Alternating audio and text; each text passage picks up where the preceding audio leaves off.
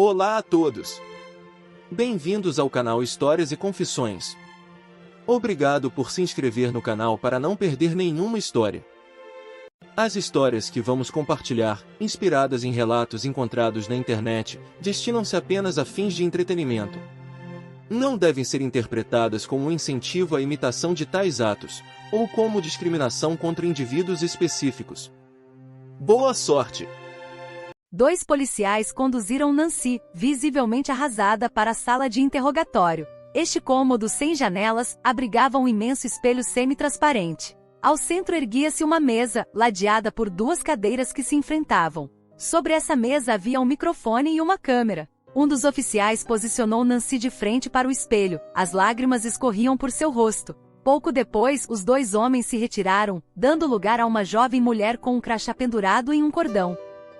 "Eu sou a detetive Sarah Lincoln", disse ela ao se sentar em frente a Nancy. "Sei que você está passando por um momento extremamente difícil, mas é imperativo que discutamos tudo, incluindo os eventos desta manhã no estacionamento da loja de vinhos." Nancy, em silêncio, deixava as lágrimas caírem. "Eu já contei toda a história para os 2 agentes aqui presentes. Fui interrogada por 4 horas e preciso voltar para casa, junto da minha filha", sussurrou. A detetive então se virou para o espelho e fez um gesto discreto. Um oficial entrou imediatamente com uma caixa de lenços, a colocou ao lado de Nancy e saiu da sala, fechando suavemente a porta atrás de si. "Eu preciso estar com minha filha de 13 anos, por favor", implorou Nancy, os olhos cheios de lágrimas. "Entendo perfeitamente, senhora Westford", retrucou a detetive Lincoln. Mas seus choros e soluços foram tantos que os 2 agentes não conseguiram decifrar nada coerente depois de seu telefonema para seus pais. "Eles foram até a sua casa e estão atualmente com sua filha. Não veja isso como um interrogatório, mas sim como uma conversa entre 2 mulheres", explicou suavemente a detetive. Nancy fungou alto, tentando conter suas emoções. "Você gostaria de algo para beber, senhora Westford? Água, café?", propôs o detetive Lincoln. "Não, obrigada, estou bem. Apenas vamos terminar esta conversa, por favor", respondeu Nancy, com a voz embargada. "Por onde devo começar?" Ela pegou um lenço da caixa e delicadamente enxugou suas lágrimas. "Vamos começar do começo", sugeriu o detetive. "Eu nasci Nancy Stewart. No meu primeiro dia de aula, o professor me fez sentar ao lado de Steve Westford. Ele era um garoto muito encantador, com material escolar fascinante. Ele tinha canetas coloridas, um lápis com a cabeça do Mickey em cima, um apontador em forma de borboleta e uma borracha com cheiro. Rapidamente nos tornamos amigos, e logo na hora do almoço, já estávamos sentados juntos. No dia em que minha mãe veio me buscar, ele correu até nós e me deu uma caneta. Minha mãe ficou tocada com seu gesto." Nancy sorriu levemente ao se lembrar. "Ela me disse que desde o meu primeiro dia de escola, eu já tinha um admirador. Desde então estávamos sempre juntos, participando das mesmas atividades. Naturalmente, sempre estávamos sentados um ao lado do outro. Toda a escola sabia que éramos inseparáveis. Perdemos nossa virgindade juntos na noite da formatura. Ele sempre foi carinhoso e apaixonado." O detetive Lincoln perguntou suavemente: "E seus pais? O que pensavam sobre o relacionamento de vocês?" "Eles sabiam que éramos apaixonados desde a infância e estavam completamente de acordo com isso. Fomos para a universidade juntos, eu escolhi administração e ele contabilidade. Ele sempre teve um talento para números. Após a universidade, ele conseguiu um emprego como contador júnior em uma empresa de cosméticos, enquanto eu ingressava no departamento administrativo de uma empresa de suprimentos. Alguns meses depois, nos casamos. Steve era filho único, então moramos com seus pais. Steve dizia que isso nos ajudaria a economizar para comprar ou alugar nossa própria casa. 1 ano depois, nossa filha Stephanie nasceu. Steve era o homem mais feliz da Terra. Eu soube imediatamente que minha filha seria uma menina de papai. Depois que trouxemos nosso bebê para casa, ele passava a maior parte do tempo vigiando o berço, cantarolando ou cantando. Foi um momento mágico." O detetive Lincoln questionou delicadamente: "Ele a negligenciou durante esse período?" Nancy balançou a cabeça, com lágrimas nos olhos. "Oh, não, ele era um verdadeiro cavalheiro", respondeu ela, com a voz carregada de emoção. Uma lágrima saiu, escorregando suavemente pela sua bochecha.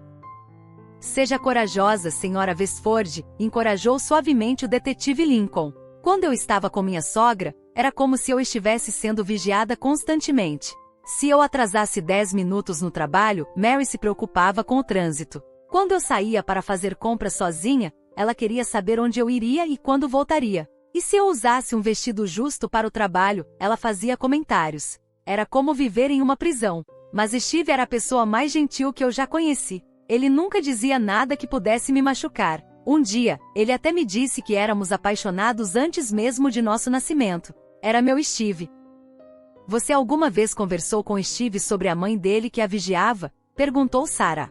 Não, nunca. Ele era tão próximo dos pais que eu não queria tocar nesse assunto. Eu sabia que ele escolheria imediatamente encontrar uma casa e se afastar dos pais, e eu não queria isso, respondeu Nancy, com lágrimas nos olhos. Ele havia prometido me proteger, cuidar de mim, me envolver com todo o seu amor. Ele sempre me tratou como uma rainha. Você quer uma pequena pausa? Perguntou Sarah em um tom materno. Não, vamos acabar com isso. Eu preciso voltar para casa, respondeu Nancy, retomando seu relato. Qual foi a reviravolta depois que Steve completou 8 anos? John, seu pai, decidiu se aposentar mais cedo. Ele comprou um apartamento de 3 quartos em Nápoles, na Flórida, perto da praia, e nos deixou a casa. Nós só precisávamos pagar as contas e o imposto sobre a propriedade. Mas quando John e Mary se mudaram, eu tive a sensação de recuperar minha liberdade, embora isso tenha partido o coração de Steve. E Steve? Interrogou o detetive Lincoln. Comecei a me vestir como eu queria. Quando chegava tarde do trabalho, não tinha contas a prestar a ninguém. Minhas colegas, que sempre me convidavam para suas festas, ficaram estupefatas quando me apresentei numa sexta-feira à noite no bar onde costumavam se reunir. Steve aceitou que você fosse sozinha a essas festas? Perguntou Sarah. Sim, ele realmente aceitou. Ele me amava tanto que nunca me negou nada e confiava em mim mais do que tudo no mundo.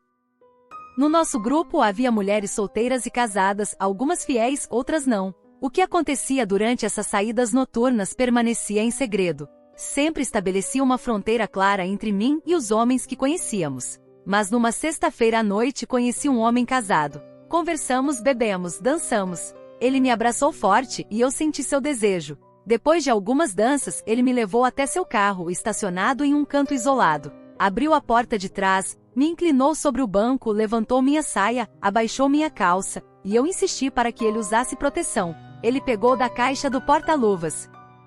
Sem preliminares, isso aconteceu, e fizemos como se não houvesse um amanhã. Quando ele me tirou do carro, meu coração ainda batia acelerado. Ele fechou a porta, agradeceu pelo momento e me deu um preservativo cheio de sua essência, ainda quente na minha mão. Ele entrou no carro e foi embora. Joguei o preservativo no lixo e voltei ao bar. Por que você traiu seu marido? Perguntou Sarah. Porque eu podia. Era excitante. Foi apenas um momento. Nancy fez uma pausa antes de acrescentar. Naquela noite, ao voltar para casa, Steve já estava dormindo. Olhei-o dormir e chorei, prometendo nunca mais fazer isso. Então, lembrei da promessa que fiz no altar da casa de Deus, diante dos meus amigos e da minha família. Naquela noite não consegui dormir, consumida pelo nojo de mim mesma. No dia seguinte, incapaz de olhar em seus olhos, menti dizendo que não estava me sentindo bem. Na verdade, eu estava consumida pelo remorso. Naquela noite, em sinal de arrependimento, quase o amei até a morte. Você traiu seu marido novamente? Perguntou Sarah. Eu parei de ir às festas de meninas. Sempre que minhas colegas me convidavam, eu arranjava uma desculpa para recusar, respondeu Nancy. Cerca de 6 meses depois, quando elas imploraram para eu me juntar a elas, Carmela, nossa chefe de serviço, interveio em meu favor, dizendo que eu não estava interessada e que elas deveriam me deixar em paz. Mais tarde, durante o almoço, Carmela se aproximou e se sentou ao meu lado. Com cerca de 50 anos e já avó, ela nunca socializava com as colegas. Ela me perguntou por que eu estava recusando participar das festas. Não quero correr o risco de trair meu marido ao ficar sozinha com outros homens. A tentação está presente e a qualquer momento, eu poderia ultrapassar a linha, confessei a ela. Ela me encarou e perguntou se eu já havia ultrapassado essa linha. Eu não podia mentir para ela. Contei a verdade, o quanto isso havia sido doloroso.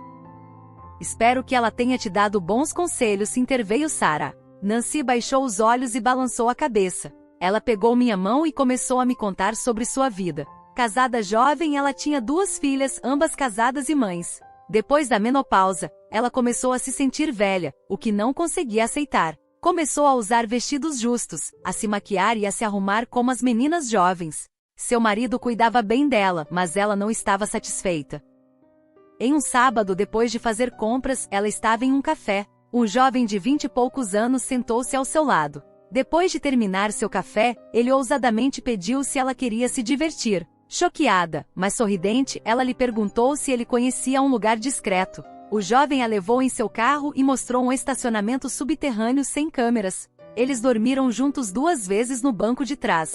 Começaram a se encontrar regularmente e após 6 meses, ele trouxe um amigo, depois outro. Ela continuou a ter amantes, todos no início dos 20 anos. O marido dela nunca percebeu? Perguntei. Ela tinha muito cuidado, respondeu-me. Quando perguntei se ela se arrependeu de algo, disse-me que amava apenas seu marido e que suas aventuras com jovens amantes eram apenas intimidade física. Oh meu Deus, não me diga que você a deixa te influenciar, exclamou Sarah. Infelizmente sim, respondi. As noites entre meninas recomeçaram, mas desta vez eu não estava sozinha. Steve pensava que eu estava com minhas colegas. Decidi me deitar apenas com homens casados porque ao trair suas esposas, eles manteriam tudo em segredo. Você não pode imaginar quantos deles buscam a felicidade em outro lugar. Enquanto houver oferta, haverá demanda, observou Sarah. Eu sempre terminava os relacionamentos após 7 a 8 meses, continuou Nancy, ignorando o sarcasmo de Sarah. Tinha medo de que um relacionamento de longo prazo apresentasse um perigo para meu casamento. Queria descobrir diferentes tipos de homens. Depois de um amante, fazia uma pausa de 2 a 3 meses e então procurava outro. Onde você os conheceu? Perguntou Sarah. Como mencionei antes, esses homens casados estão em toda parte. Você pode encontrá-los em todos os bares. Dormíamos em motéis aos sábados e quando eu ia às compras sozinha, deixando Steve em casa para cuidar de Stephanie e das tarefas de casa. Às vezes, depois do trabalho, dormíamos rapidamente no banco de trás do meu carro. Você estava muito ocupada, não é? Ironizou Sarah. Nunca estou cansada quando chego em casa. Como você pode levar uma vida dupla sem arrependimentos? Eu respondi que me acostumara. No entanto, nunca recusei nada a Steve. Ele me tinha quando queria. Sempre recusei a entrada do meu amante pela porta dos fundos. Isso era reservado para meu marido. Era eu que ele possuía, e mais ninguém. Nancy terminou seu relato, uma luz estranha em seus olhos, misturando determinação e um toque de tristeza. Eu sempre insisti para que meus amantes usassem preservativos, mesmo que eu estivesse usando anticoncepcionais. Eu não queria trazer doenças para casa. Estava tudo bem, até que conheci Lau, há cerca de 6 meses. Foi o maior erro da minha vida, contou Nancy. Sarah balançou a cabeça, incentivando-a a continuar. Conte-me como tudo começou com o Sr. Safer-Lucier. Sim, em um sábado, eu estava no supermercado. Enquanto me abaixava para pegar uma garrafa de suco, senti alguém me empurrar.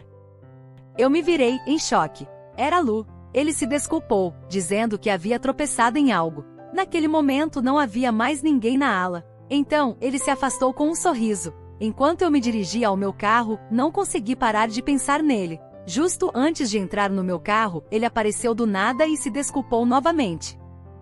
Eu disse a ele que tinha sido um acidente e que estava tudo bem. Ele me convidou para tomar um café. Quando lhe mostrei minha mão sem anel dizendo que era casada, ele respondeu que isso não o incomodava. Ele escreveu seu nome e número em um pedaço de papel e me entregou, pedindo para eu ligá-lo a qualquer momento se quisesse falar com um amigo.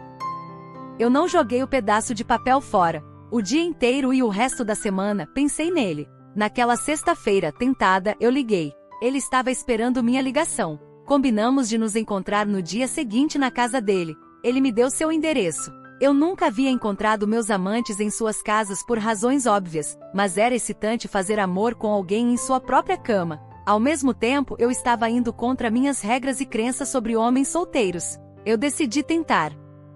Sábado nos encontramos, e a primeira coisa que eu disse a ele foi que ele deveria usar proteção. Ele protestou um pouco, mas depois obedeceu. Nancy respirou fundo, como se essa lembrança a tivesse marcado profundamente, e continuou seu relato com uma gravidade crescente. Eu também deixei claro que minha porta dos fundos era proibida, contou Nancy. Ele aceitou minhas condições. Portanto, não foi apenas um caso de uma noite. Nancy balançou a cabeça. Não, continuamos a nos ver, como eu fiz com meus amantes anteriores. Cerca de 3 meses depois, percebi que ele estava se tornando um pouco possessivo. Uma noite, durante a noite entre meninas, ele implorou para eu passar a noite com ele, desejando acordar em meus braços na manhã seguinte. Você concordou com isso? Perguntou Sarah. Como eu poderia? Respondeu Nancy. Então, ele quis me ver com mais regularidade, o que eu recusei. Então, ele me deu um pó e me disse para adicioná-lo à bebida do Steve durante o jantar. Eu fiz isso e ele dormiu profundamente. Depois, Lu veio passar a noite comigo na minha cama, enquanto meu marido dormia ao lado. Foi uma loucura e eu lhe disse que nunca mais faria uma coisa dessas. Foi nesse momento que decidi me afastar dele. Parei de vê-lo durante o almoço ou depois do trabalho, encontrando várias desculpas. Depois de 3 sábados perdidos, ele não estava feliz e bateu tão forte que me machucou. Na segunda vez, ele me pediu para cortar o amor do Steve. O que você fez? Interrogou Sarah. Steve era meu homem, eu pertencia a ele, replicou Nancy. Eu parei de ver Lu por quase um mês. Ele não parava de me ligar e de me enviar mensagens. De vez em quando eu respondia, dizendo a ele que da última vez ele me feriu tanto que eu ainda não havia me recuperado. Ele se desculpou e até enviou flores para o meu escritório. Então, no sábado passado, eu tive vontade de encontrá-lo uma última vez para dizer que tinha acabado entre nós. Eu percebi que tinha ido longe demais na minha traição e que era hora de colocar um fim nisso. Seria meu último encontro, após o qual eu me tornaria a melhor esposa que um homem poderia ter. Nancy desviou o olhar de Sarah, mergulhada em seus pensamentos. Como sempre nos encontramos em sua casa, continuou Nancy. Estávamos na posição do missionário quando ele me virou e eu caí de 4. Pensei que ele ia me pegar de 4. De repente, senti que ele entrava pela minha porta de trás. Eu me debati e consegui pular da cama. Nancy fez uma pausa, sua expressão traindo uma mistura de raiva e tristeza. Ele segurou minha mão e me puxou com força para a cama. Reagindo com veemência, eu lhe dei um chute violento na virilha. Ele me soltou, contorcendo-se de dor, enquanto eu agarrava sua virilidade. Imediatamente peguei meu celular na mesa de cabeceira e o ameacei dizendo que ligaria para o 911 se ele continuasse tentando me agredir. Ele não respondeu, gemendo em posição fetal. Eu gritei para ele que nunca mais queria vê-lo, vesti rapidamente meu vestido e saí da casa dele. Ele tentou te contatar depois disso? Perguntou Sarah. Não, ele não me contatou a semana inteira, até esta manhã, respondeu Nancy, respirando fundo. Após cerca de 10 chamadas perdidas da parte dele, eu bloqueei o número dele. Então, ele ligou para meu telefone pessoal. Não sei como ele conseguiu esse número. Talvez ele o tenha encontrado na lista de contatos do meu celular, provavelmente quando eu estava no banheiro. Steve foi à loja de vinhos para comprar vinho hoje. Ele queria nos surpreender com um jantar acompanhado de vinho e de tio para a sobremesa. Steve atendeu o telefone e Lu se apresentou como meu colega de trabalho, alegando precisar discutir um caso importante comigo. Steve disse a ele que eu estava ocupada e que o retornaria mais tarde. Depois de me informar sobre a ligação de Lu, pedi à minha filha que fosse arrumar seu quarto, sabendo que ela colocaria a música um pouco mais alta.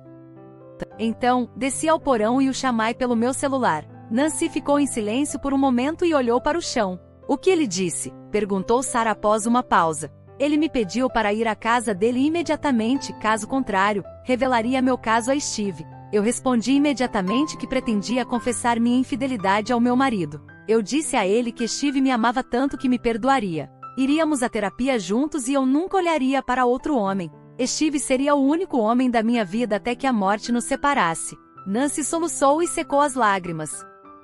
Então, ele disse algo que me aterrorizou. O que foi? Sarah franziu a testa. Ele disse que Steve amava sem dúvida o vinho e tinha bom gosto. Ao ouvir isso, congelei no lugar. Nancy fez uma pausa, visivelmente abalada pela lembrança daquela conversa. Perdi minha capacidade de falar, então ele continuou dizendo que se ele não pudesse me ter, ninguém mais poderia.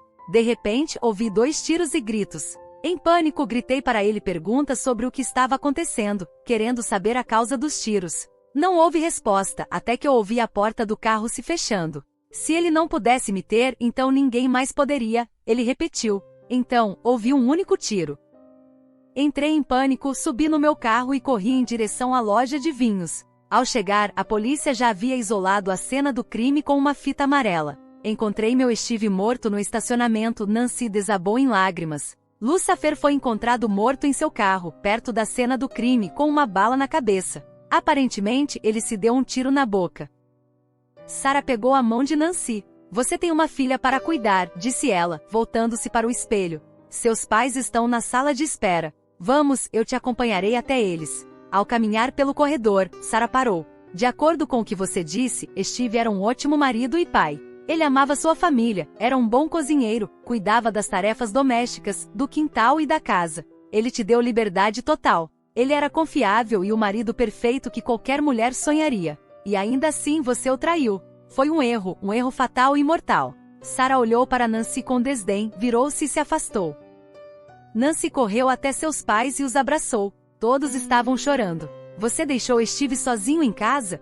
Perguntou Nancy. Os pais de Steve, John e Mary, haviam chegado 1 hora antes. Steve os chamou e eles pegaram o próximo voo disponível. Vamos para casa. Seus 2 pais pegaram Nancy pela mão e a conduziram para fora da delegacia. Ao chegarem em casa, alguns amigos de Steph estavam lá, compartilhando sua dor naquele momento de profunda tristeza. Nancy avistou John e Mary. Seus rostos estavam desprovidos de qualquer sorriso. Preciso ver Stephanie. Onde ela está? Perguntou Nancy.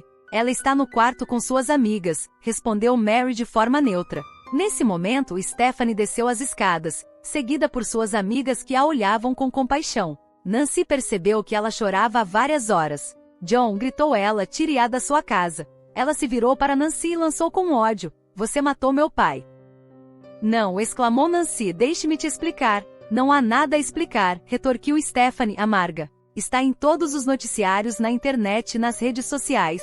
Um homem que matou seu amante e depois se suicidou. Todos ficaram perplexos com a reação de Stephanie. Seus amigos tentaram confortá-la, mas em vão.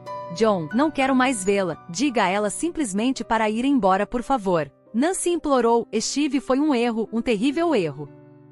Meu pai morreu sem saber que sua amada esposa era uma traidora e uma mentirosa. Ele foi morto sem conhecer a razão. Ele morreu sem saber que quem puxou o gatilho era o amante de sua esposa. Ele morreu sendo um idiota, continuou Stephanie, com lágrimas nos olhos. É uma tragédia e estamos todos em uma situação desastrosa. O avô tentou acalmar a situação. Vamos primeiro nos ocupar do que precisa ser feito, depois poderemos trabalhar em nossos problemas. Não com ela nunca, por favor, insistiu Stephanie.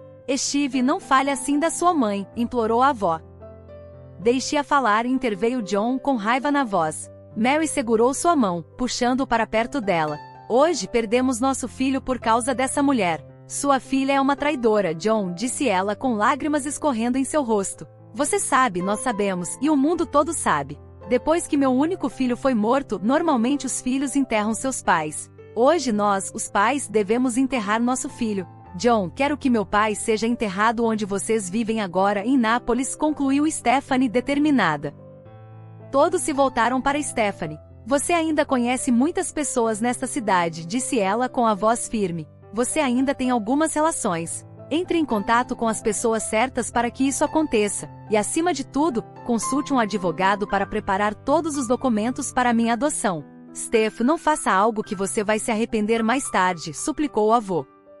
Você não pode me tratar assim, exclamou Nancy. Eu não posso viver na mesma casa que essa traidora. Eu não posso respirar o mesmo ar que ela. Ela me repugna. Eu não quero mais ver seu rosto. Stephanie se virou para John. Peça para ela ir embora, por favor. Nós também somos seus avós, chorou a avó. Você faz parte da nossa vida. Vovó, vovô, eu amo vocês de todo o meu coração. Eu os respeito e nunca esquecerei o que vocês fizeram por mim. Mas sua filha é uma bruxa e eu não posso suportá-la. Eu sou uma Westford e pertenço à família Westford. Na segunda-feira você vai me levar para a escola, John. Eu vou precisar dos meus documentos para minha transferência para outra escola em Nápoles, declarou Stephanie firmemente. Eu farei isso, respondeu John, puxando Stephanie para perto de si e beijando-a na testa. Vocês também deverão vender esta casa, muitas lembranças, continuou ele. Leve o que você quiser desta casa, Nancy, disse ele com autoridade. Daremos o resto para uma instituição de caridade. Stephanie se mudou para Nápoles, na Flórida. Ela nunca perdoou Nancy e só falava com seus avós quando eles ligavam uma vez por semana. Nancy começou a consultar um psiquiatra, mas seu estado se agravou. Ela teve que ser internada em uma clínica psiquiátrica. Seu médico implorou a Stephanie para encontrar sua mãe apenas uma vez e perdoá-la, argumentando que isso ajudaria Nancy em sua recuperação. Stephanie se recusou categoricamente. Na manhã do 18º aniversário de Stephanie, uma enfermeira encontrou o corpo sem vida de Nancy em sua cama, uma poça de sangue no chão. Ela havia cortado os pulsos durante a noite. Stephanie se recusou a comparecer ao funeral. Sim, a traição sempre tem um preço.